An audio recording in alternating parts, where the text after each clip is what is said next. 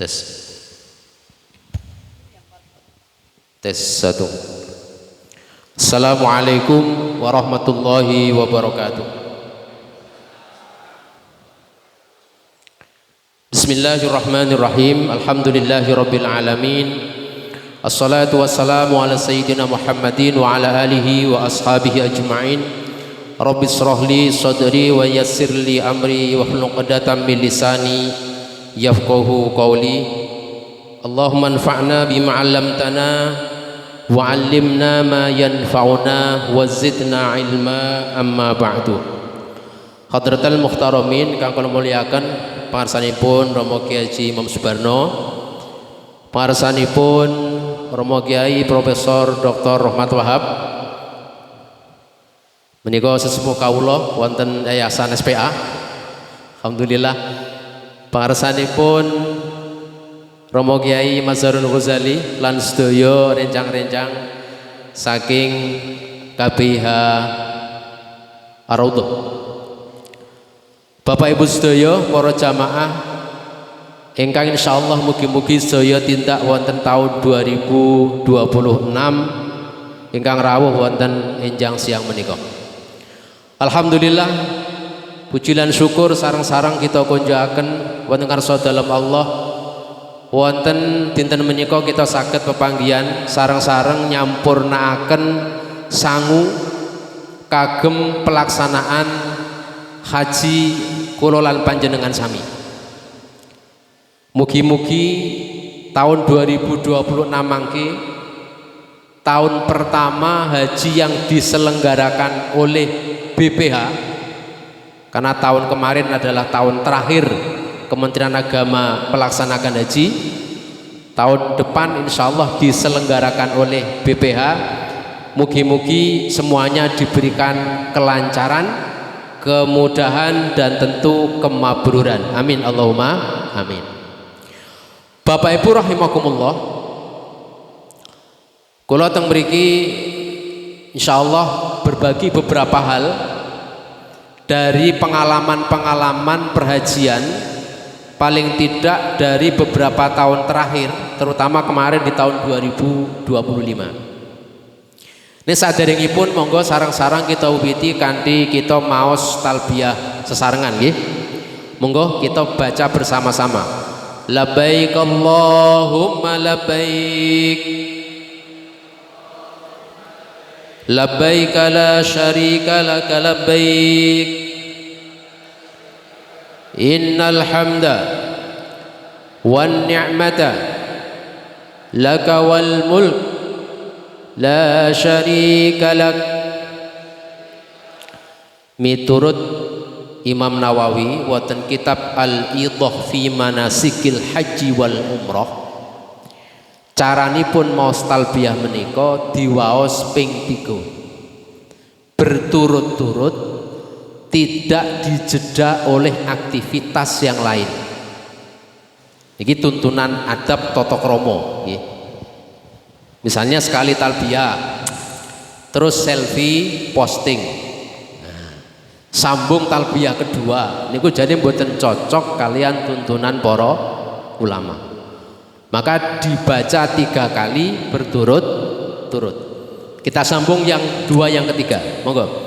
Labbaik Allahumma labbaik. Labbaik la syarika laka labbaik.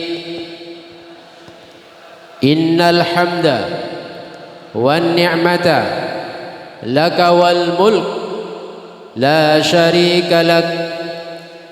Labbaik Allahumma labbaik. Labbaik la syarika laka labbaik. Innal hamda wan ni'mata laka wal mulk la syarika lak. Disambung kalian sholawat. Allahumma salli ala sayyidina Muhammad wa ala ali sayyidina Muhammad. Terus disambung Allahumma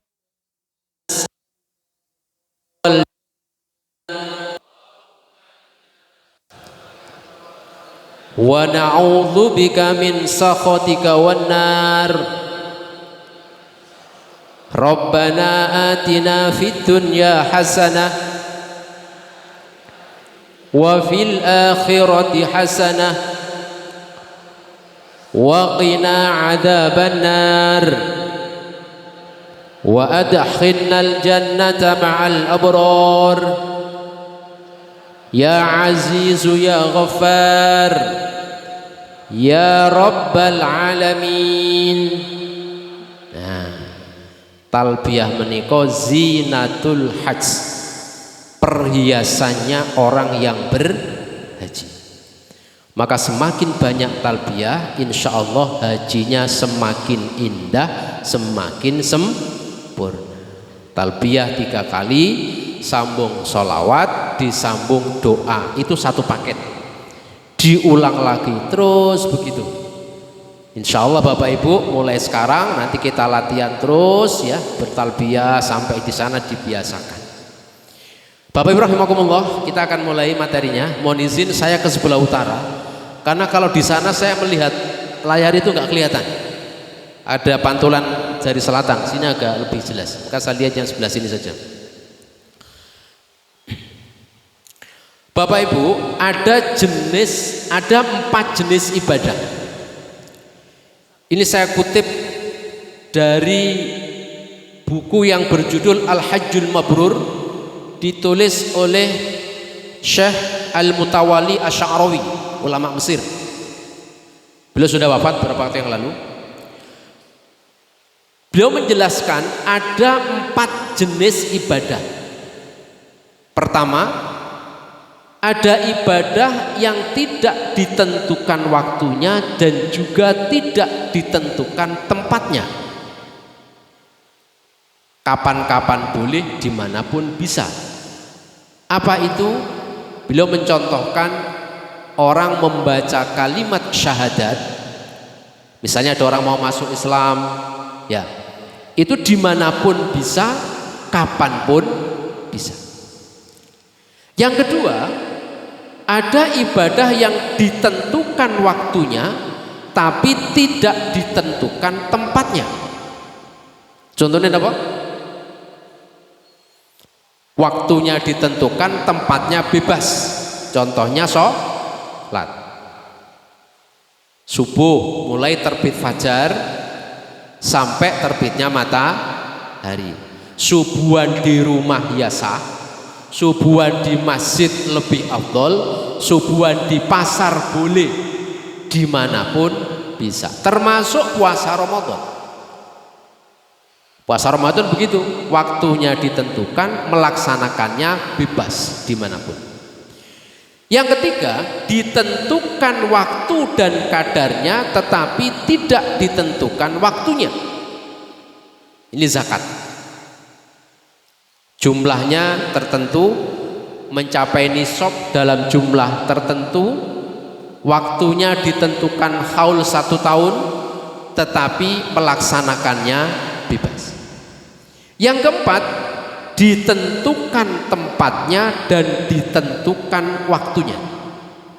Ini haji, ya. Jadi kalau panjenengan sami teng Semarang niku nek badhe kula panjenengan sami manasik, di sana ada tempat manasik sudah agak lama, Fatimah Zahra. Sekarang dibangun lagi yang baru di daerah Boyolali. Saya pernah ke embarkasi Palembang. Embarkasi Palembang itu membikin tiruan Ka'bah, itu tingginya, lebarnya persis sama dengan di Saudi. Di embarkasi Palembang itu bahkan punya tempat untuk jalur mas'a, sa'i niku, itu sampai kiri kanan ornamennya dibikin plek dengan di Saudi. Dibangun Pemda, waktu akan membikin itu perencana bangunannya diberangkatkan ke Saudi langsung untuk melihat. Tapi meskipun Ka'bah podo ukurane, tempat sa'inya sama panjang lebarnya, kula panjenengan sami tawaf ping 7 teng Palembang sah napa mboten?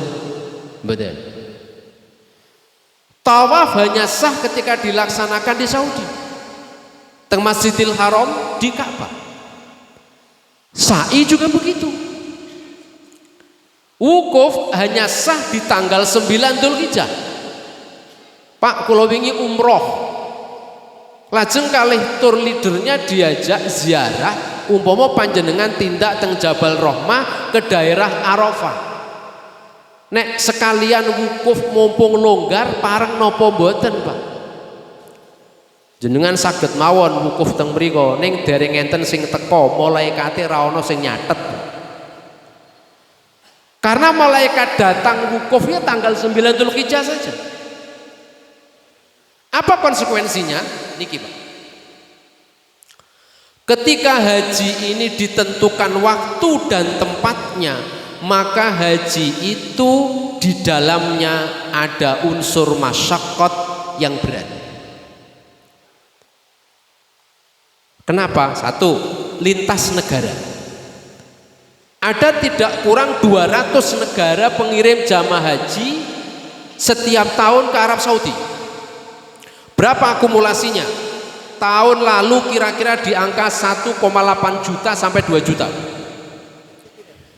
Dan Saudi punya visi sampai 2030 jumlah jamaah haji akan dinaikkan di angka 5 juta. Ya. Dari berapa negara? Seluruh negara muslim itu mengirimkan jamaah hajinya. Kuotanya berapa? Berdasarkan keputusan OKI tahun 87, setiap negara diberikan hak 1/1000. Kalau ada 1000 jamaah, maka kuotanya dapat jatah 1. Maka Bapak Ibu, 1 jamaah panjenengan ini itu adalah 1 dari 1000 umat Islam lain yang diberangkatkan panjenengan. Maka ini karunia yang luar biasa. Berkumpul di sana lintas negara. Tidak semua jamaah kita ini pernah keluar negeri, ya kan? Kecuali beberapa yang mungkin pernah belajar di luar negeri, seperti Prof. Romat Wahab ini saya kira ya bolak-balik, sudah hafal ini. Tapi sebagian besar kita keluar negeri belum pernah. Perjalanan panjang konsekuensinya. Kita akan naik pesawat dari tahun lalu non-hujan. Tahun depan insya Allah sedang disiapkan, kita akan berangkat dari YIA dengan menggunakan beberapa hotel di Kulon Progo untuk digunakan sebagai embarkasi. Ini sedang persiapan.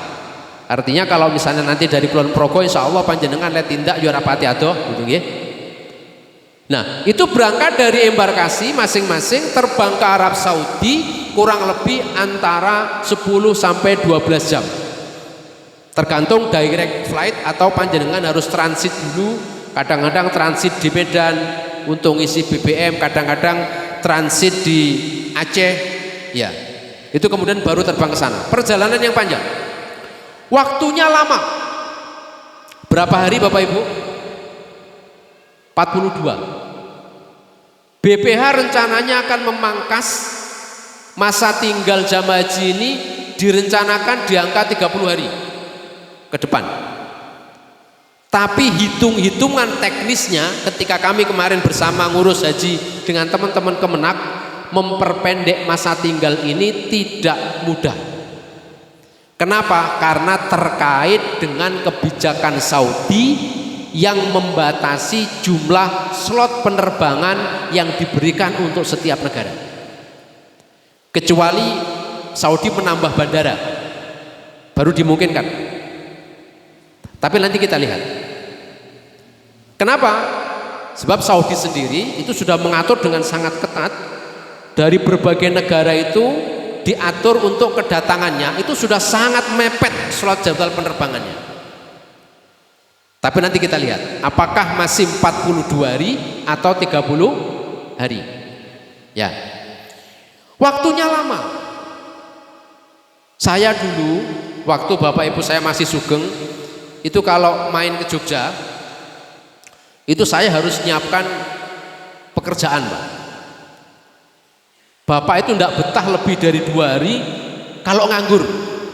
Jadi kalau kudu nyiapke nopo ngecat, dandani pager, pokoknya kudu ono gawean yang dikerjakan, itu baru betah lama. Kalau nggak ada pekerjaan 2 hari udah minta pulang. Bapak Ibu pernah mungkin silaturahim ke saudara, ke anak, cucu di daerah lain, paling lama berapa lama, Pak? 1 minggu. Nggih. Bapak Ibu sekalian, kula panjenengan sami niki di tempat asing dong niku mboten kerasan. Tapi nek haji kerasan mboten kerasan kudu kerasan. Lah niki kula panjenengan sami akan lama, tidak hanya di satu tempat, pindah-pindah terus. Paling mboten perpindahan kita yang utama melalui 3 tempat. Di asrama Haji Embarkasi, kemudian kita akan berada di Madinah kurang lebih 8,5 hari, lalu di Mekah sisanya. Nanti pindah lagi pada saat Arafah, Muzdalifah, Mina. Berikut, cuacanya berbeda ekstrim. Tahun 2026 ini sudah masa peralihan ke musim dingin, tapi masih di musim panas, Pak. Tapi kira-kira 5 tahun ke depan itu udah mulai masuk di musim dingin, karena setiap tahun akan bergerak 11 hari ke depan, lebih awal. Kalau tahun lalu kloter pertama kalau tidak salah itu 2 Mei, betul 2 Mei ya? Maka tahun ini kira-kira nanti akan berangkat kloter pertama di kira-kira tanggal 21 April, maka lebih awal 11 hari. Cuacanya beda ekstrim, sana kalau panas luar biasa Bapak Ibu ya. Kemudian menuntut aktivitas fisik, mau tidak mau. Dari terminal saja mau ke Masjidil Haram itu cukup jauh, Pak. Tahun lalu kita pakai 3 terminal, satu di Terminal Ajiat yang belakangnya Zamzam Tower, satu di Terminal Ship Amir arah belakang dari Mas'a ke belakang, yang satu di Terminal Jabal Makkah arah depan Ka'bah menuju ke kanan.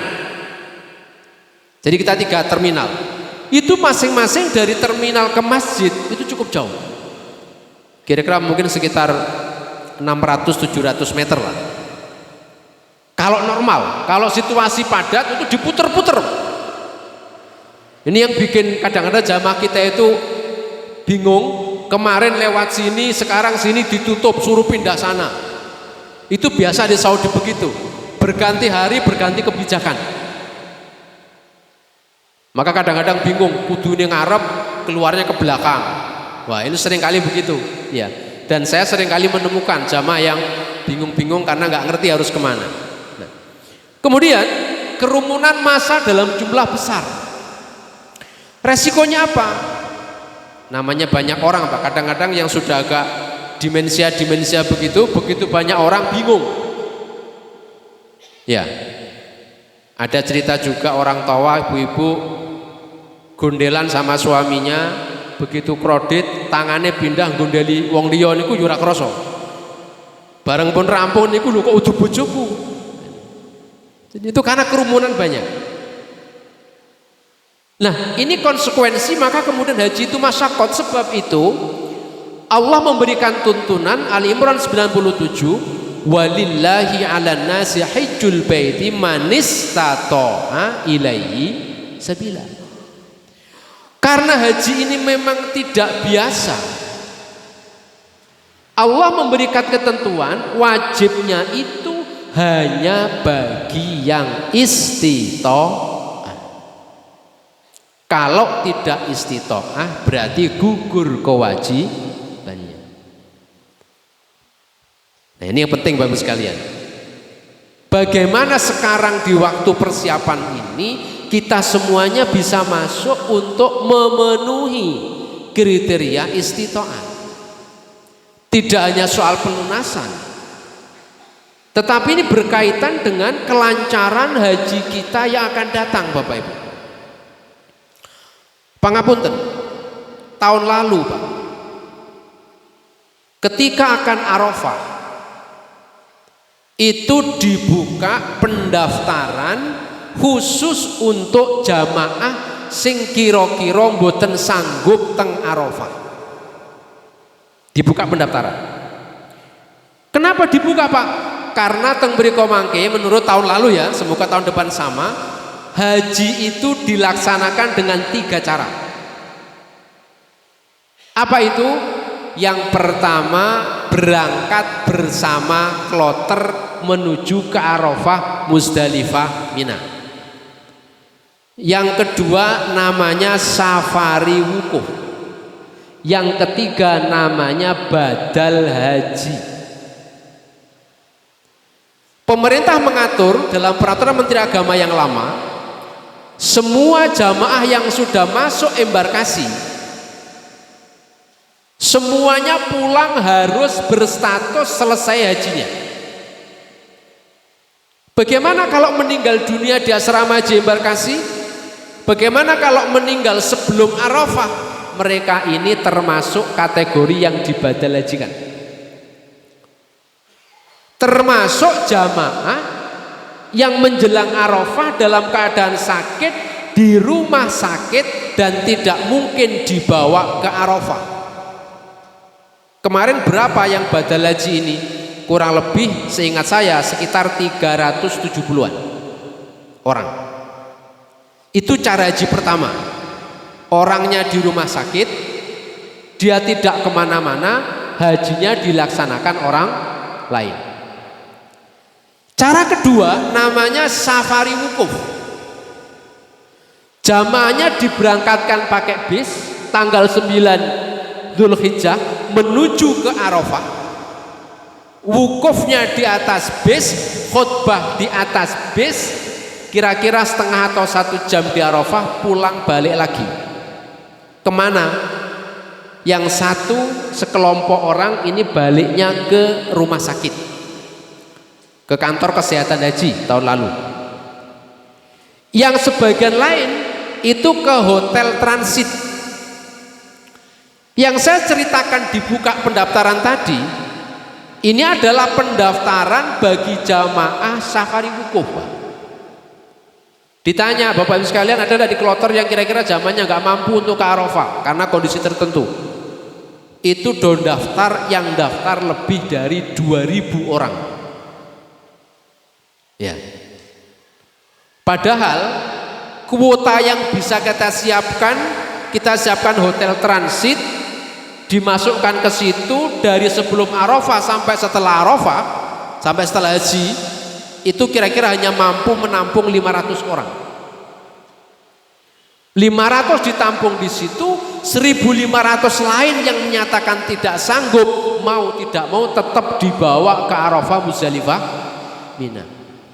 Mereka ini siapa? Mereka ini orang-orang yang kondisinya secara kesehatan sangat terbatas. Terbagi dua. Ada yang memang karena dia sakit ketika di sana. Tahun lalu wonten jamaah kita dari Jogja salah satunya. Itu ada yang termasuk jamaahnya Mbak Meana ya, yang jatuh kakinya patah. Ada satu jamaah sehat, Pak, dari sini, Pak. Tapi kemudian beliaunya kepleset di Masjidil Haram, kebentur, kemudian tulang pahanya ini patah.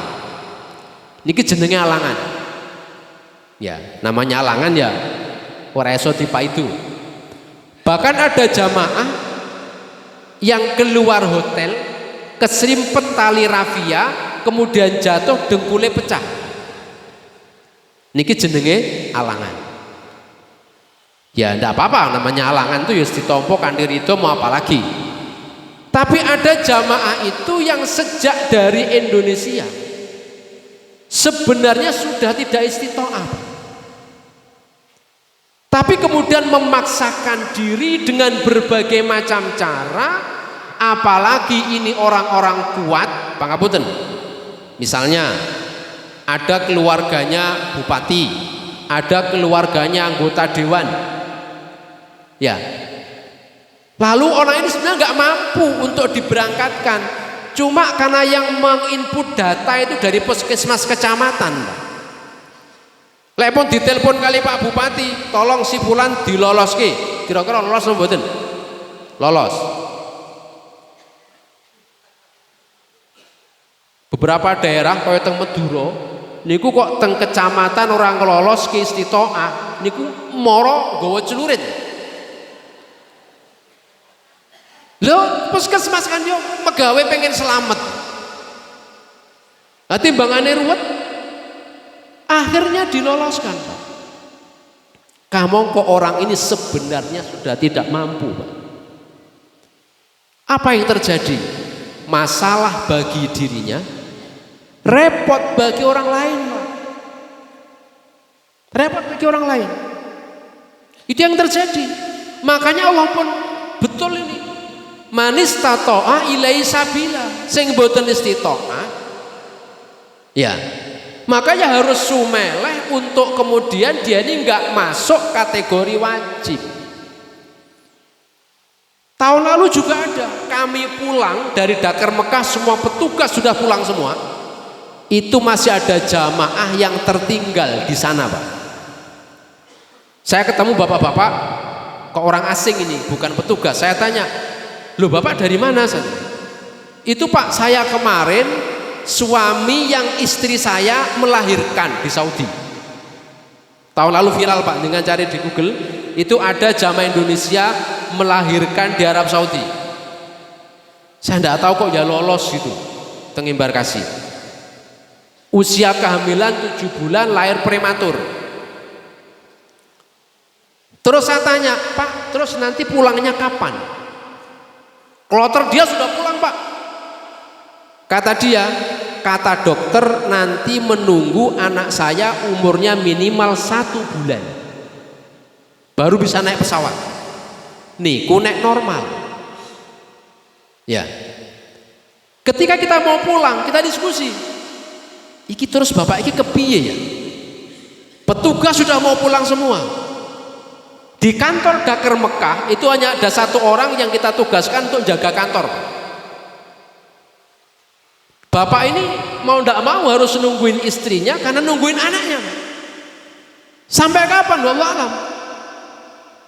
Begitu kami mau pulang, udah gini aja lah, kita siapkan aja beras sama rice cooker. Bapaknya dipanggil, Pak, dilalah ini bapak yang tatak, Pak, orangnya itu ya SPD gitulah. Ini ada beras sama rice cooker, silakan Bapak masak, kamar ada kamar silakan tidur, silakan tidur, tapi nanti untuk nyari lauknya cari sendiri di kantor Dakar Mekah. Loh, ngeten niki nggak apa-apa, Pak, sebenarnya. Cuma ya repot tenan. Itu kenapa kalau panjenengan sekarang mau tindak haji, ya jangan hamil dulu. Gitu. Open expired, Pak, ya apa-apa malah alhamdulillah gitu. Sing pun sepuh-sepuh ya sudah malahan kan gitu.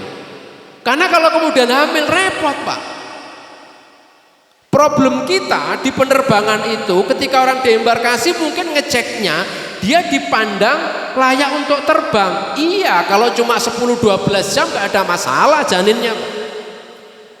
Begitu di Saudi ke Arafah, Muzdalifah, Mina, kelelahan, kecapean, jalan ke sana sini, gugur, Pak, lahir, Pak, bayinya sebelum waktunya.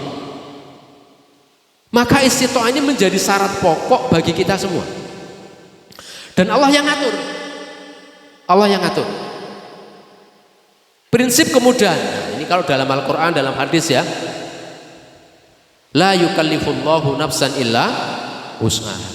Allah niku tidak membebani yang tidak kita mampu. Sekarang ada mekanisme pelimpahan porsi.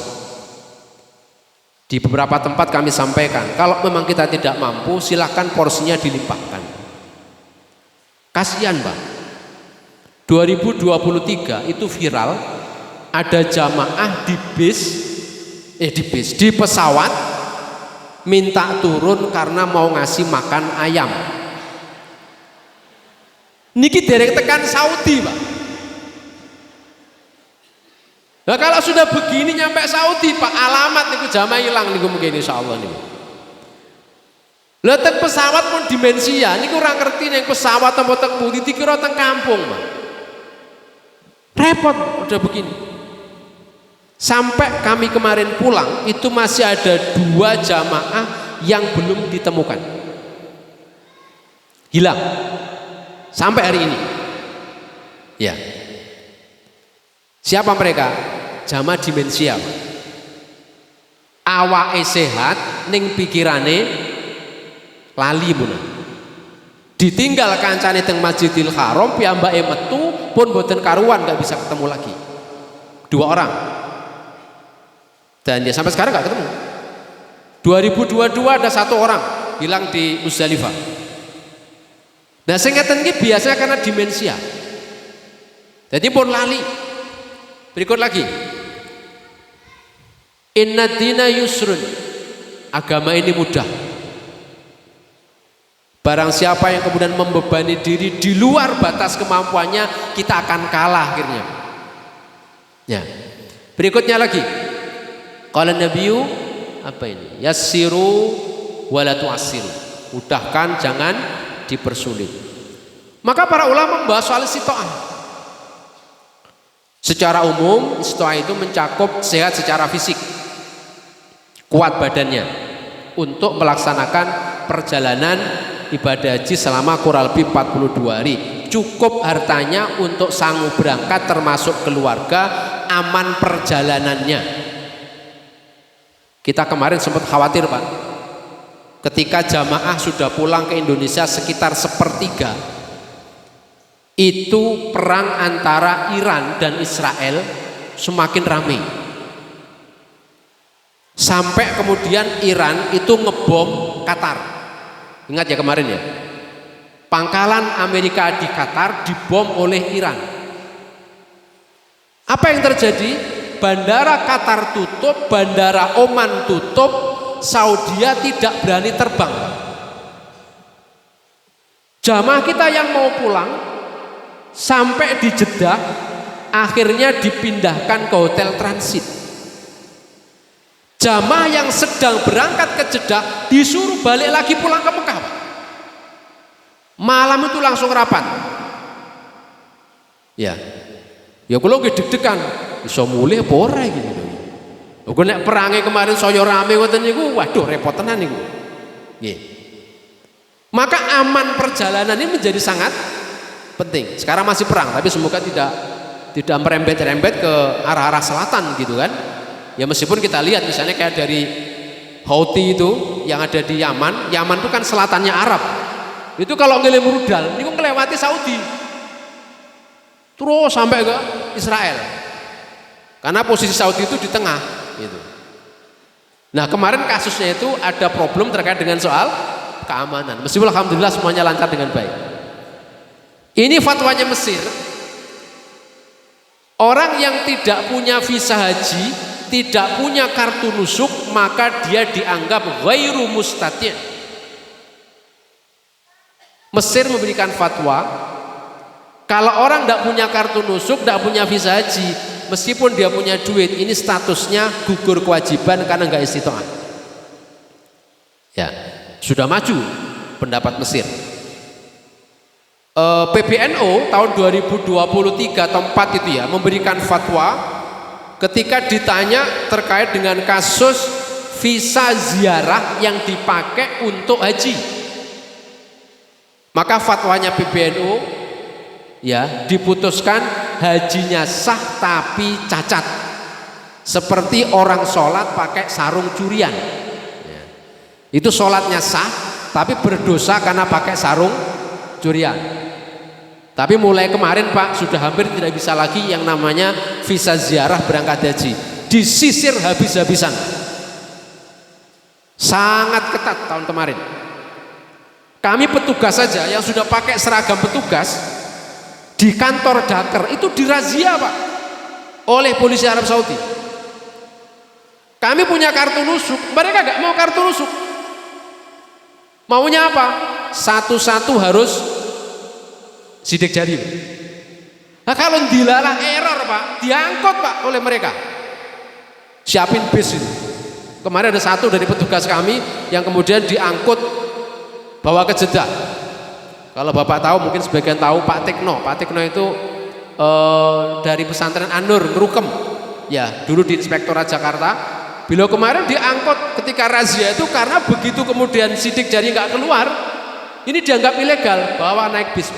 Padahal petugas, Pak. Ya. Sampai kemarin kayak begitu, ketat sekali, sehingga hampir tidak mungkin orang sekarang melakukan haji dengan visa ziarah. Imam Nawawi, beliau berpendapat ini dalam kitab Al-Majmu', orang yang tidak mampu untuk duduk di atas kendaraan dan menimbulkan masyaqqat yang berat, maka dia ghairu mustati', tidak berstatus istita'ah. Berikut lagi, ini adalah pendapat dari Ibnu Arabi. Dalam tafsirnya beliau mengatakan, Ibnu Arabi itu tinggal di Maroko di zaman itu. Maroko itu daerah dekat dengan Spanyol. Itu kalau mau ke Arab naik onta perjalanannya lama. Maka beliau berpendapat istita'ah itu siapa? Mereka yang umurnya usia balik sampai 40, Pak. Waktu itu belum ada pesawat, Pak. Masih manual. Jadi bahasan istita'ah itu serius oleh para ulama. Sampai beliau berpendapat lebih 40 tahun di zaman itu udah gak istita'ah ini. Kenapa? Gak mampu. Gak mampu untuk berjalan. Nah, Bapak Ibu sekalian, ini beberapa pandangan ulama terkait dengan soal istita'ah. Ini fatwa Majelis Ulama yang juga memberikan beberapa fatwa terkait dengan status istita'ah.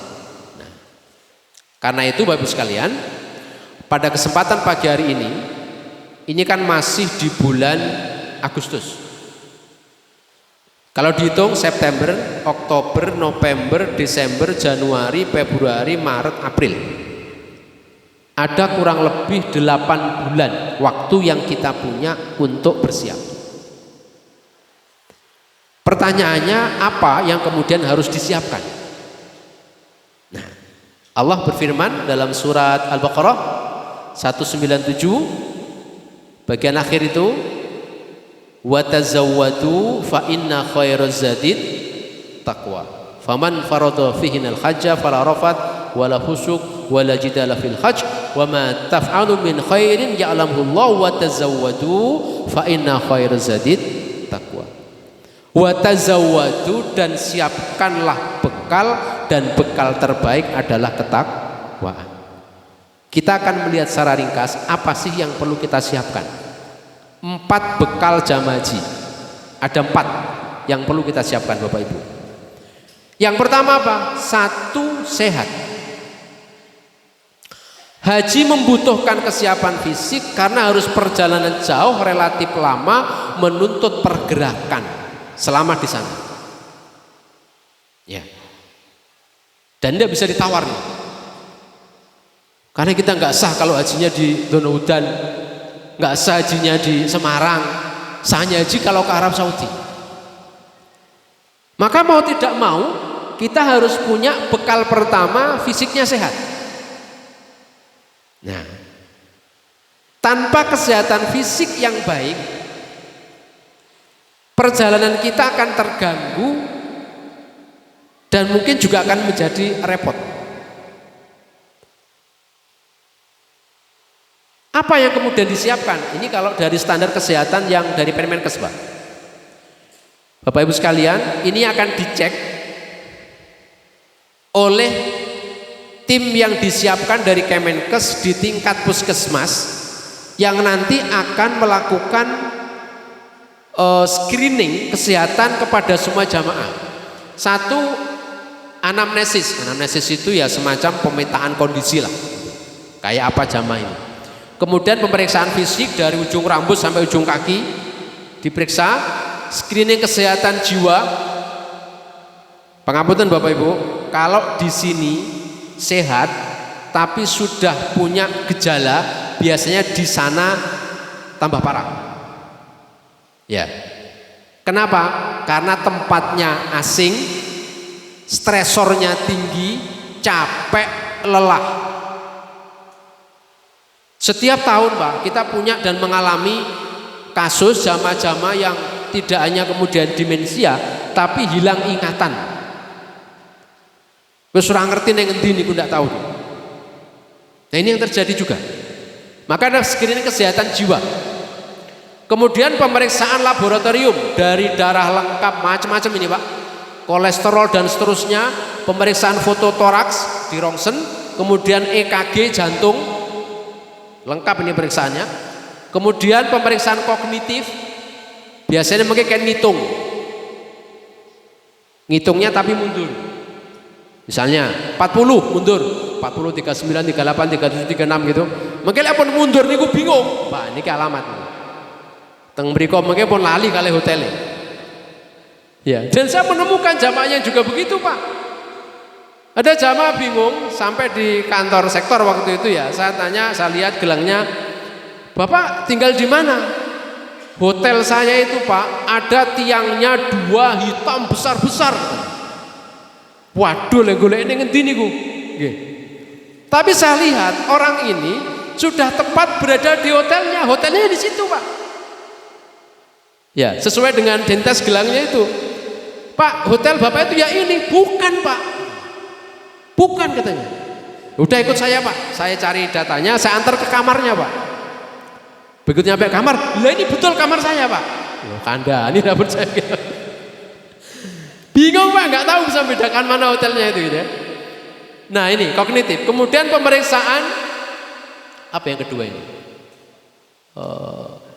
Setiap jamaah untuk mengidentifikasi demensia ya. Memori, Pak.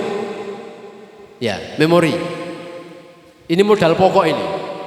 Kalau orangnya sakit ya, itu mengendalikannya gampang, Pak. Sakit fisiknya. Tapi kalau yang sakit ingatannya, Pak, repot itu, Pak. Jenengan sak kamar wonten kancane awake sehat, pikirane wis rapati kelingan ngeten iki. Waduh niki pun. Delet-delet hilang, delet-delet hilang. Nggih. Meskipun juga ada yang hilang tapi tetap tenang saja. Karena faktor misalnya ya karena kurang awas gitu ya. Dipeseni kancane, "Mbah jenengan iki lek tindak-tindak mbok dieling-eling supaya ora bola-bali hilang." Jawabane napa? "Wah, aku ning kene iki tamune Gusti Allah, kalau ya ora mungkin aku ki ilang." Ngene ya. Ya tetep mulai Pak, tapi rong dina mulih nggih. Hilang wis goleki melih 3 dina kek mulih nggih. Ya enggak apa-apa, tapi ini punya mental yang bagus ini. Ya. Dadi ilang ora apa-apa, utamane Gusti Allah ya ora mungkin arep ilang. Mesti ketemu. Ya ketemu ning suwe. Kemudian yang keempat, ini mulai tahun 2023 itu ada tambah satu lagi ADL, Activity Daily Living. Syarat istitoah itu mampu untuk memakai baju sendiri, makan sendiri, ke kamar mandi sendiri. Seluruh kehidupan dia bisa mandiri dilakukan. Bahkan teng mriko nyuci baju sendiri, Pak. Karena gak ada yang nyucikan kecuali bapak-bapak dicucekke ibuke atau sebaliknya. Ya, mau ndak mau nyuci sendiri. Wong bekal kita baju juga terbatas, Pak. Sementara kita harus 40 hari, tentu lama. Nah, istitoah ini menjadi syarat Bapak Ibu bisa melakukan pelunasan. Ya. Jadi kalau nanti belum berstatus istitoah, data Bapak Ibu tidak muncul di bank. Begitu datang di bank, datanya nggak ada. Kenapa? Karena belum istitoah. Ini biaya tahun lalu yang saya tulis ini ya. Sekarang belum keluar, Pak. Tahun lalu itu per orang BP-nya 55 juta sekian. Anggaplah 55,5. Dikurangi jenengan pun bayar selawi yuto, berarti kurangnya sekitar 30 juta sekian. Tahun lalu. Karena tahun lalu niki turun sedikit ya, di angka 89 juta sekian akumulatif biaya per orangnya. Ning wingi rada kisruh bab syarikah niku, nggih. Nilai manfaat yang ditanggung pemerintah 33.978 sekian. Ini tahun lalu. Tahun ini berapa? Kalau mengacu tahun lalu, ya kira-kira ini ditambah kemungkinan naiknya biaya berapa? Mungkin akumulatifnya naik Pak. Boleh jadi di angka 90 juta, 95 sampai 100. Tapi beban Bapak Ibu bisa juga sama kalau BPKH menanggung lebih banyak. Ya. Tapi kalau BPK menanggung lebih sedikit, berarti yang harus kita siapkan Bapak Ibu semua akan lebih banyak lagi. Maka kira-kira siap-siap panjenengan ya paling tidak di angka 30 sampai 40 juta untuk pelunasan. Sebab tahun 2024 itu agak rame terkait dengan fatwa MUI yang menyatakan haram memberikan subsidi kepada jamaah dari dana BPKH. Nah ini kemarin ada fatwa itu. Kita nggak tahu BPK akan mempedomani yang mana, tapi Kemenak juga memberikan fatwa dari mudzakarah perhajian, salah satunya berdasarkan kepada putusan fatwanya PBNU waktu itu di NTB yang menyatakan boleh untuk memberikan dana subsidi dari nilai manfaat jamaah yang lain. Ini masih diperdebatkan. Mas, Imam izin 5 menit lagi. 5 menit lagi. Oke, cepet banget berarti mungkin ini. Nah, nanti kita lihat kira-kira 30 sampai 40 juta. Lanjut. Ini profil jamaah tahun lalu. 2017 sampai 2024, 25 belum masuk. Yang atas itu adalah 30-an%, itu usianya di antara usia di atas 60. Cukup banyak. Tapi yang paling banyak di bawah 60 ya.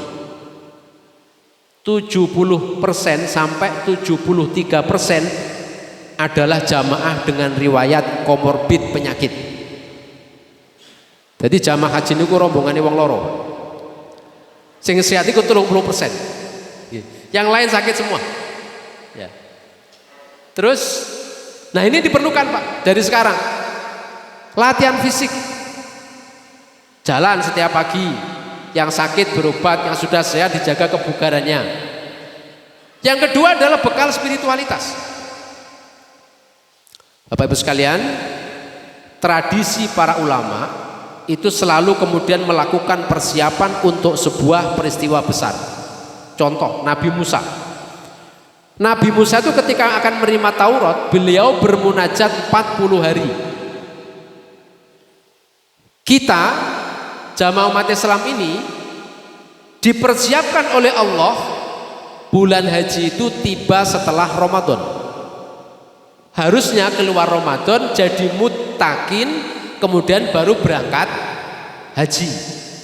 Maka bekal terbaik adalah takwa. Dari mana dimulai nanti? Paling tidak di bulan Ramadan. Tentu dari sekarang. Kita perlu bersiap ya dalam rangka untuk kesiapan spiritual. Yang ketiga bekal teknis. Ya. Meliputi apa? Meliputi dokumen.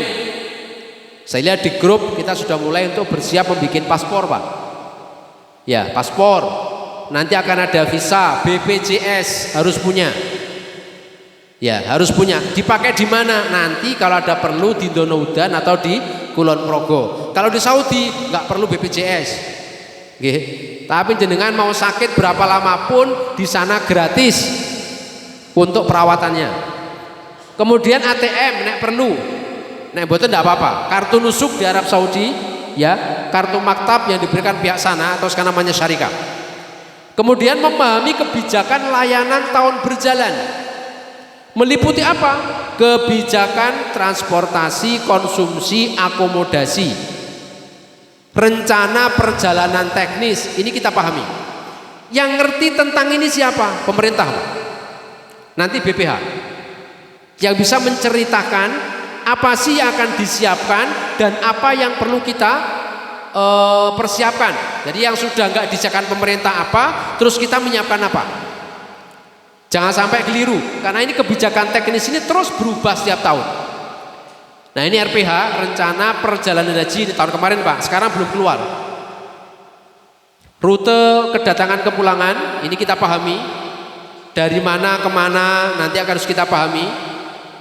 Terutama kalau Bapak Ibu nanti sudah terbagi kloter, masuk gelombang 1 atau gelombang Dua, akomodasi tinggalnya di mana, di Mekah di mana, di Madinah di mana. Ya, layanan konsumsi dapat berapa? Apakah masih perlu membawa beras? Ya, itu dari sini kita memahaminya. Oh sudah penuh Pak, berarti sudah dapat makan semua, nggak perlu beras. Ya, nggak perlu beras kira-kira bawa apa? Mungkin bawa selondeng, bawa nopo niku, kering tempe, nggih, kering kentang, macam-macam silahkan, sambel. Nah itu untuk kelengkapan, tapi dasarnya adalah memahami kebijakan transportasi.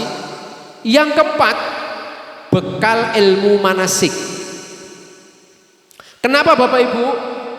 Karena setiap orang fardu ain memahami manasik. Orang beribadah tanpa ilmu mardudatun la tuqbalu.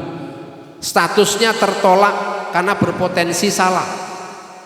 Tidak boleh orang bersandar pada orang lain, semuanya harus mandiri. Baik Bapak Ibu bergabung ke KBIH maupun tidak bergabung ke KBIH, semuanya harus belajar mandiri. Ojo jagake. Kenapa? Karena tidak selalu Bapak Ibu sing penjenengan jagake niku siap ketika di sana. Bahwa misalnya selalu bisa didampingi, alhamdulillah.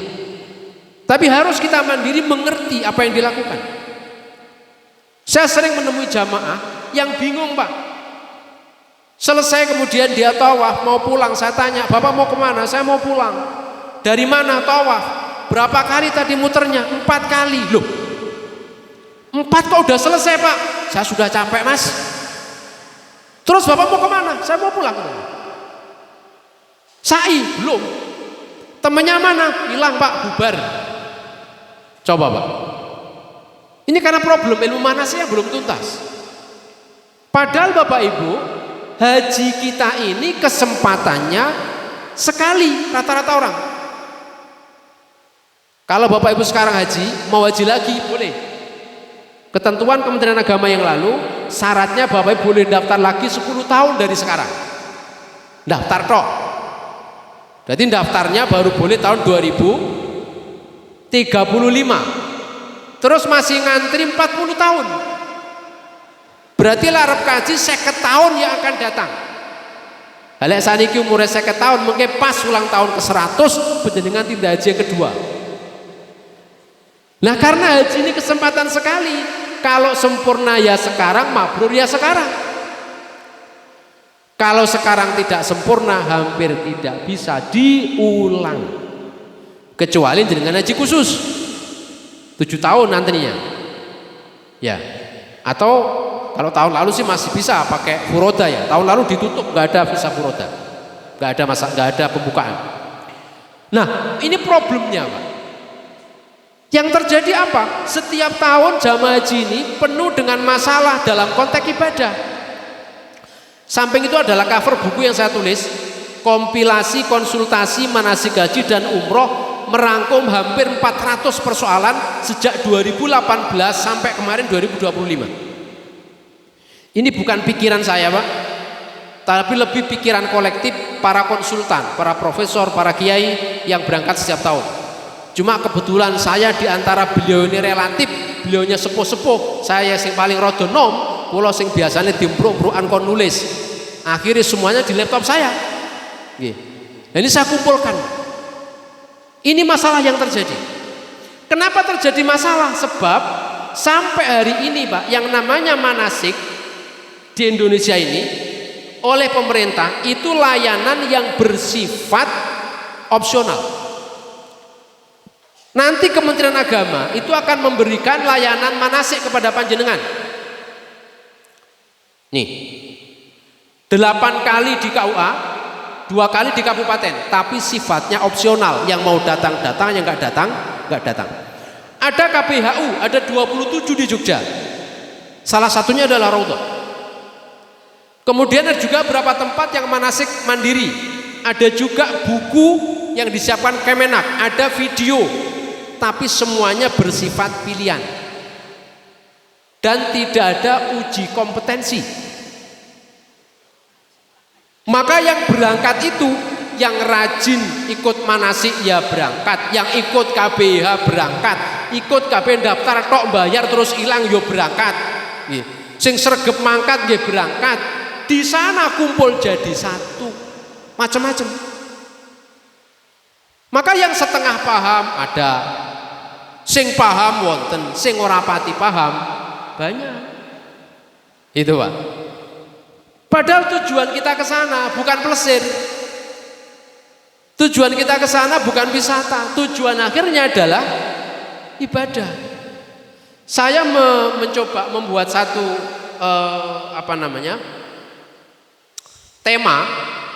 tema yang harus kita pelajari dalam haji ini paling tidak ada 24 tema. Dari mulai kebijakan terus ke bawah ya tentang fadilah, alur perjalanan. Ini saya bikin berdasarkan alur perjalanan panjenengan. Apa yang dilakukan sebelum haji, apa yang dilakukan di embarkasi, di pesawat, ketika datang di bandara, di Mekah pra Arafah, di Arafah, di Muzdalifah, di Mina, pasca Arafah, di Madinah menjelang pulang. Itu saya tulis ada sekitar 24 tema yang perlu kita pelajari dengan kisi-kisinya. Ini yang perlu untuk kita kuasai dengan baik. Ya, kecuali pemerintah nanti menetapkan ada uji kompetensi bagi jamaah haji. Nek nilai ini kurang dari 8 ora iso mangkat. Kira-kira jenengan setuju napa mboten? Kita udah rasa setuju semua kayaknya. Iya. Malaysia itu sudah Pak. Maka istitoah di Malaysia itu ketat. Di sana Pak, obesitas itu nggak bisa berangkat. Nggak boleh berangkat di Malaysia. Malaysia itu antrinya sekarang Pak 146 tahun.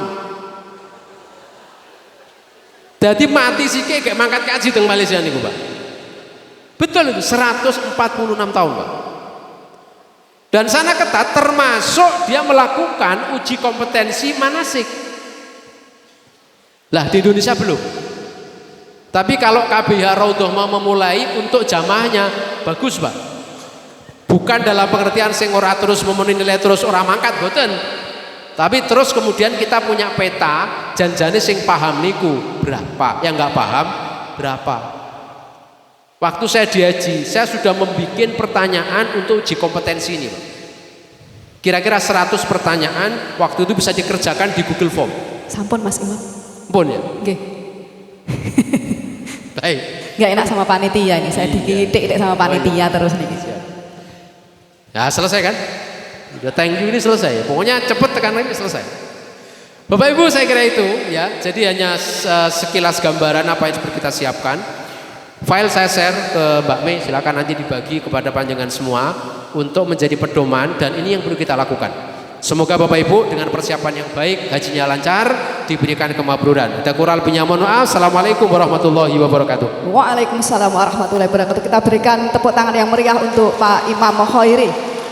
Nggih, sesuai janji